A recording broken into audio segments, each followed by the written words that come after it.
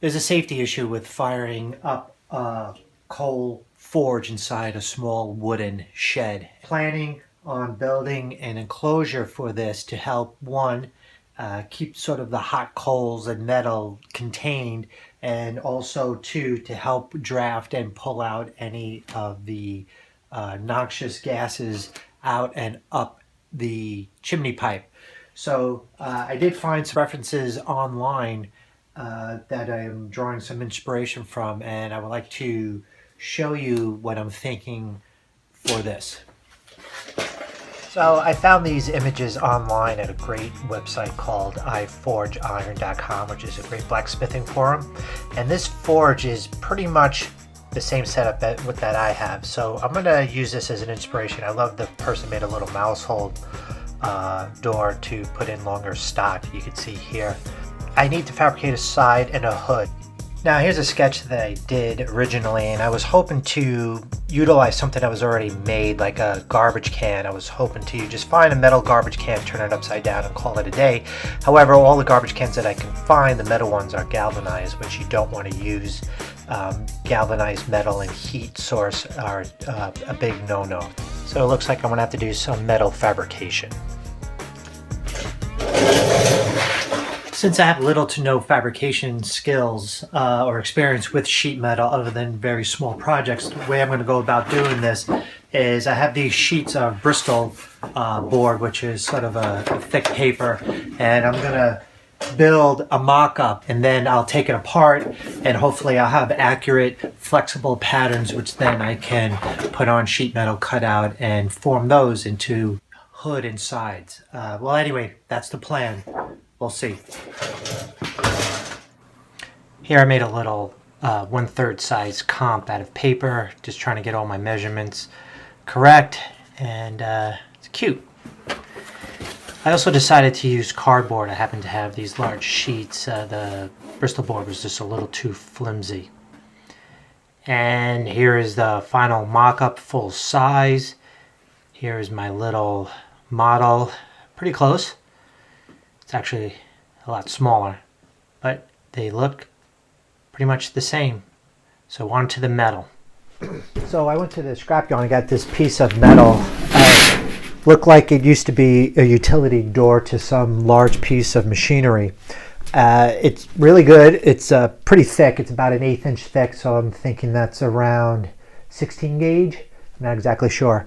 But one of the issues that I have is that around the edge there's this channel that was put in, one for strength. I'm cutting this channel off, and that will make the metal more flexible, which then I will make the wall of the forge. So I still have one more side to do, so let me finish up.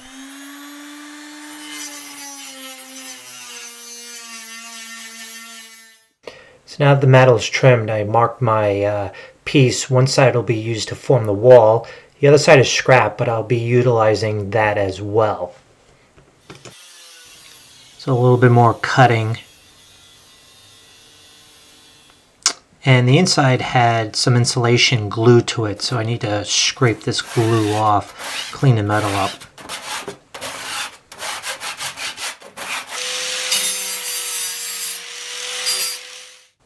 So in order to bend the metal into a cylinder, I came up with this jig.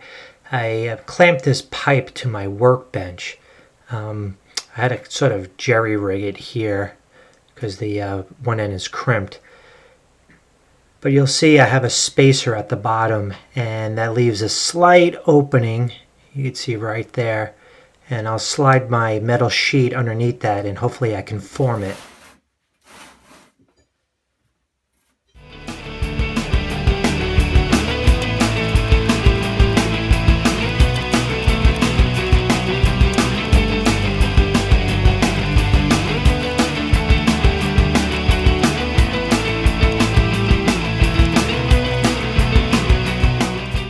And little by little I was able to bend this to fit inside the forge pan. Here's my opening, and I'm going to use the scrap metal to put a top and bottom on.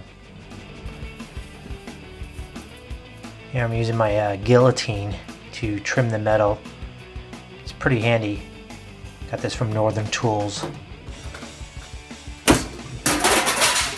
And one piece will be for the top opening, one will be for the bottom. And just using my jig, once again, to slightly put a bend in the metal. Sort of form it. So I match the curves. A little grinding to clean up the metals, prep it for welding.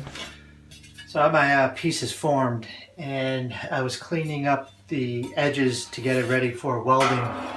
And I took a good look at the back of this metal, and it has this dull gray coating.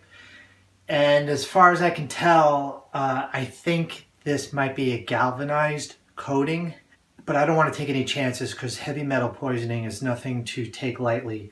So it would have been a lot easier if I would have noticed that before I formed this to sand it off, but I'm going to take the time to remove this coating before I go any further. That really sucks. So after a long period of grinding the coating off and one injury, I realized that I didn't get everything. You can see here there's still spots of this galvanized coating. So stepping it up, I'm going to use some muriatic acid and a spray bottle to remove any residual coating.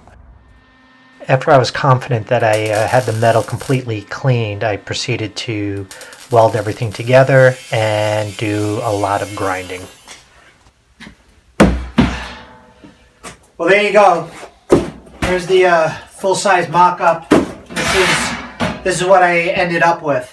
I'm not going to win any awards for my welding, which is okay, but the grinding makes it look nice. Eventually I'll put a coat of paint on this, but I'm very happy where I am right now. Alright, I thought it would be a good idea, since these edges here could be kind of sharp, I don't want to bang my knuckles into them and give myself a good cut, that I would trim some sort of molding and put it on. I had all this extra metal, I think it was part of the fence around the property, found a big pile of this stuff. It had a galvanized coating on it, so I just grounded that off, trimmed it, and I am putting this, I already did two sides here, and now I need to bend two pieces for the top and for the bottom.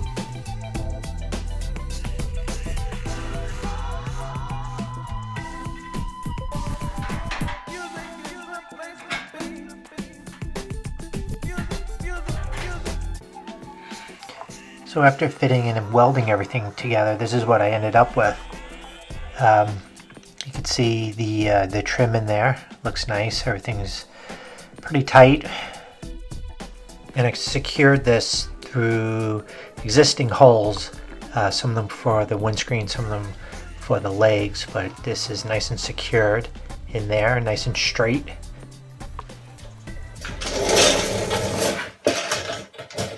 I'm pretty happy the way this turned out. Actually, I'm really ecstatic. That's the most metal forming that I've ever done, and I think it came out pretty good. It's taken me a lot longer than I thought. The removing of that galvanized coating was a pain, but it was a necessary step.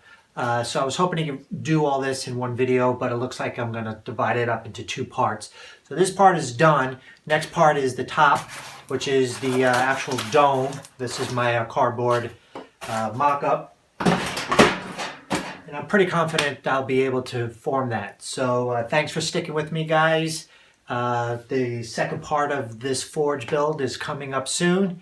And Evil Twin X signing off.